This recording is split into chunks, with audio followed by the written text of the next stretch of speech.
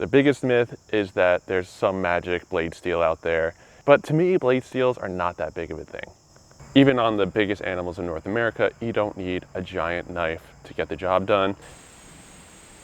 Hey, I'm Scott Einsman, Outdoor Life gear editor. I also like to make knives. I'm a hunter, and I've been collecting knives for about 10 years. I also just finished testing 20 hunting knives that range from budget to premium fixed blades, as well as a handful of replaceable blade knives. Now, all that knife experience has taught me a thing or two, so in this video, we're gonna go through the 5 things that I look for in a hunting knife and the results of that recent test. The first thing I look for in a good hunting knife is blade shape. Overall, I like a draw point style blade for 2 reasons. One, it gives you a good amount of belly, but not too much, and it's easy to know exactly where that point is at all times. The other thing I look for in terms of blade is size. My ideal range is going to be between 2 and 4 inches. I talked to Outdoor Life staff writer Tyler Friel. He lives in Alaska and hunts moose every year. He likes knives that are 3 to 4 inches for moose. So even on the biggest animals in North America, you don't need a giant knife to get the job done. And they're way easier to carry, they're way easier to control while you're doing your work. My second criteria for a good hunting knife is cutting performance. Now, you can tell a lot about how well a knife is going to cut before you even buy it, just by looking at the stock thickness and the type of grind it has. Overall, I like 1/8 of an inch or thinner blade steel and a fully flat ground or a high saber ground knife. That combination of a thin blade steel and a high grind on your knife is going to create really good slicing geometry. Think like your kitchen knives, for example. They're usually really thin steel and they're fully flat ground, which makes them excellent slicers, and that's exactly what we want in our hunting knives.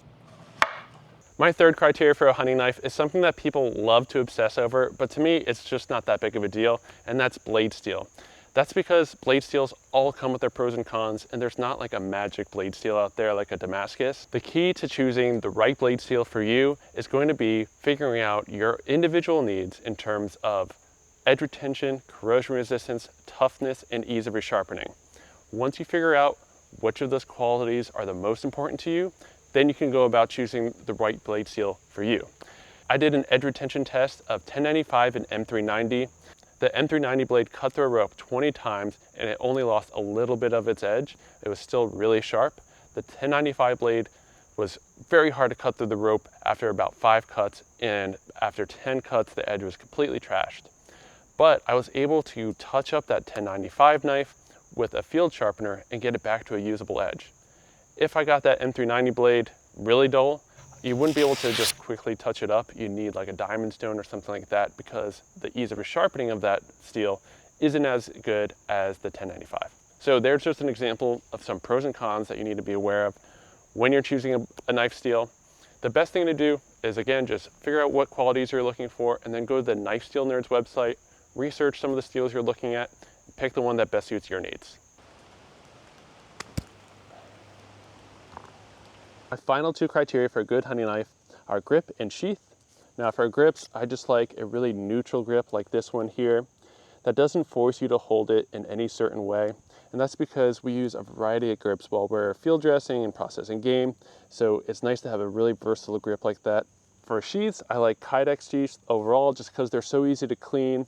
And I like ones that have good retention like this one here, easy to remove the knife, and some attachment method that makes it easy to carry. Leather sheaths are also great, but just be mindful that you don't put bloody knives back into a leather sheath. What I don't like to see in sheaths is anything that makes them hard to use. So for example, to secure this knife into the sheath, you have to close this clasp, and it's pretty tight on there and it's hard to do. You almost need 2 hands to do that, and that's just a chore. We just launched all new shirt designs on the Outdoor Life merch store that are inspired by our vintage covers, and we'll be coming out with a new design every month. In the shop, you'll also find stickers. My personal favorite is the Revenant, hats, and classic cover prints. If you want to check them out, click the link in the video description below. Here's a good example of my perfect hunting knife. It's a 3 1/4 inch drop point blade. The blade steel is ABL, which has good toughness, corrosion resistance, and it's easy to resharpen. The steel is under 1/8 of an inch thick, and it has a thin, slicey grind on it. It also has an ergonomic and versatile handle shape. And the sheath does its job. It's easy to carry, it securely holds the knife, but the knife is still easy to access.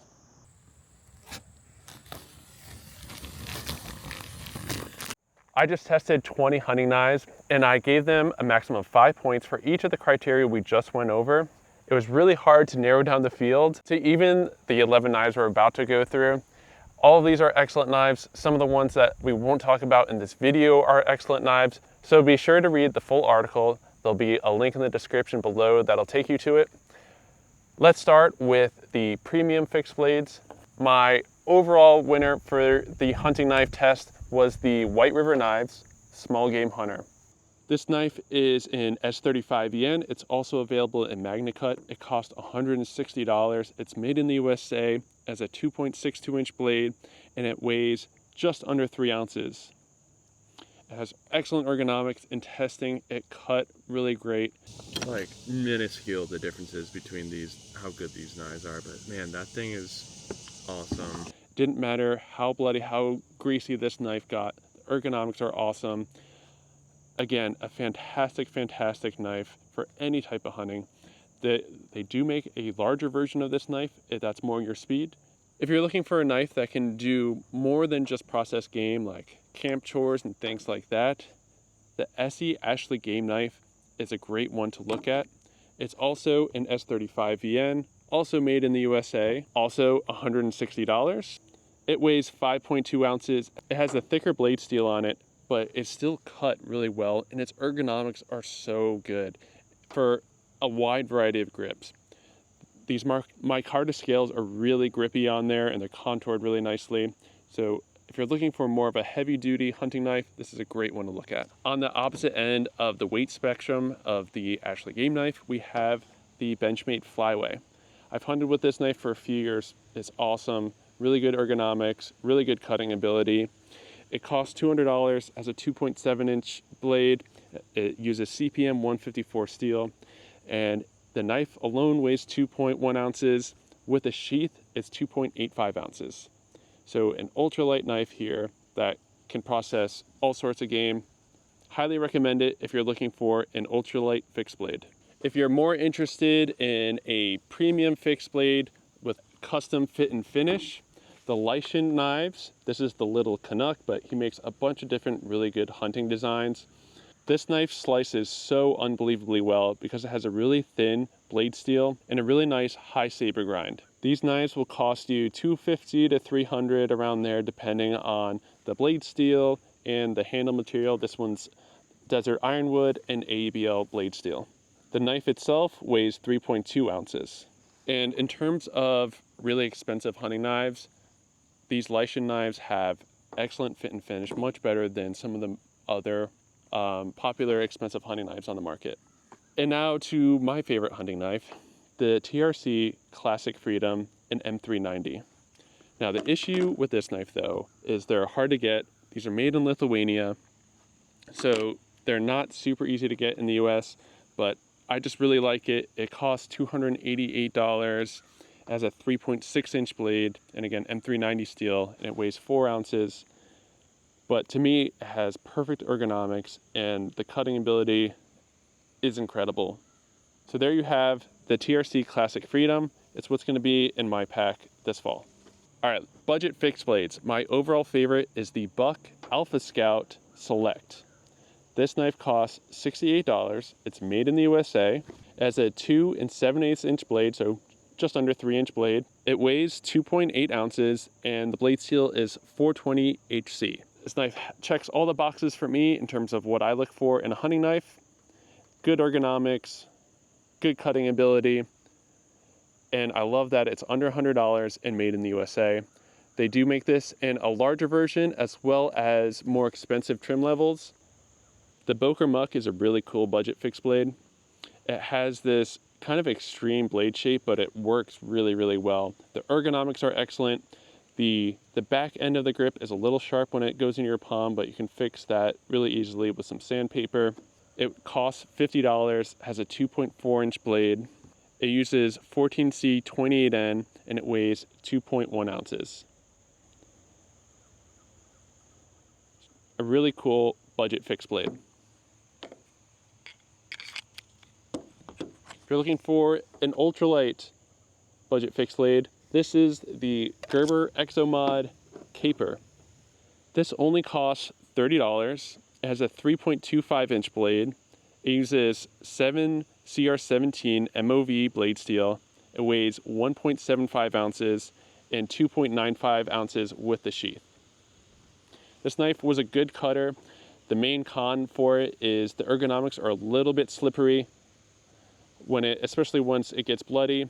So just keep that in mind if you're going to pick one of these up. For a replaceable blade knife, my overall favorite is the Outdoor Edge Razor Pro L. The reason why I like this so much is the blades are extremely easy to change out. I can do it right here on camera. I just press a button, the blade comes out, and then you click it back in just like that. You don't need a special tool. You can do it very easily in the field. And the blades are really sturdy. You don't have to worry about them popping out as you're cutting up a deer. This knife costs $60. It has a 3.5 inch blade. It comes with 30 blades for that $60 price. And it weighs 3.6 ounces. Now that Outdoor Edge knife does a really good job at just overall game processing, but if you're looking for something that can handle more detail stuff like caping, turning faces, doing paws, stuff like that, you can't beat the Havalon Piranha Edge. This knife costs $60. It comes with 6 blades, it has a 2.75 inch blade. Overall, the blades are just not as easy to change out as the Outdoor Edge, but it is excellent for a lightweight knife that excels at detail. The ultimate in terms of a lightweight replaceable blade knife is the Taito Hollow Bone. This knife costs $165 and it only weighs 0.8 ounces. And that's with the blade attached. So under an ounce. And this thing is so light. The one thing I really like about this hollow bone blade is how sturdy it is compared to a traditional replaceable blade knife. The downside to the Taito hollow bone is that similar to the Havalon, the blades aren't that easy to change out. And with this coating on there, the blades fit extra tight. So I found it even more difficult than usual to get them to seat in there. Not a huge deal, but something to keep in mind if you're going to pick one of these up. All right, so there you have it. The 5 things you need to know if you're going to buy a hunting knife this year, and some of my top picks. If you like videos like this, please like and subscribe. I'm Scott Einsman. We'll see you in the next video.